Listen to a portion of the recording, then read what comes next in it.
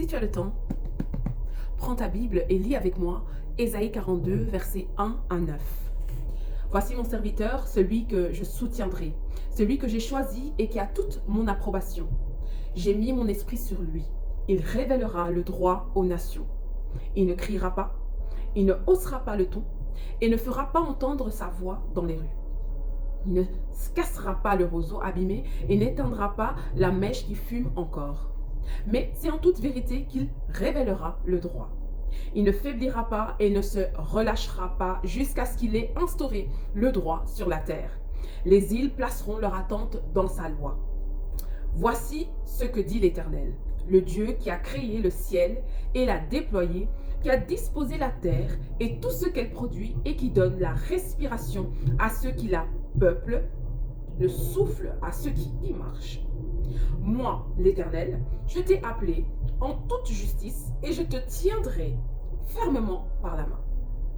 Je te garderai et je t'établirai pour que tu sois l'alliance du peuple, la lumière des nations, pour que tu ouvres les yeux des aveugles, pour que tu fasses sortir le détenu de prison et de leur cachot les habitants des ténèbres.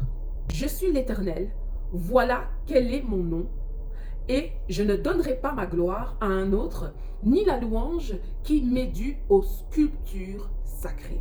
Les premiers événements se sont produits et je vous en révèle de nouveau. Avant qu'ils ne soient en germe, je vous les annonce.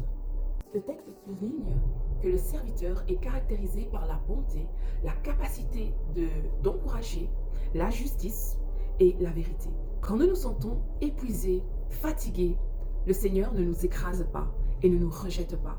Il nous relève par sa bonté. Les qualités et l'amour du Seigneur sont désespérément nécessaires dans le monde actuel.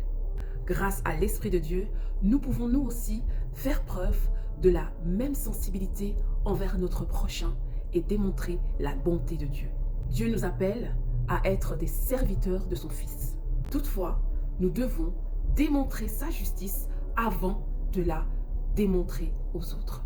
Nous devons aussi laisser sa lumière briller en nous avant de pouvoir être des lumières pour les autres. Si tu as le temps, prends encore un moment pour relire ce passage. Que Dieu te bénisse.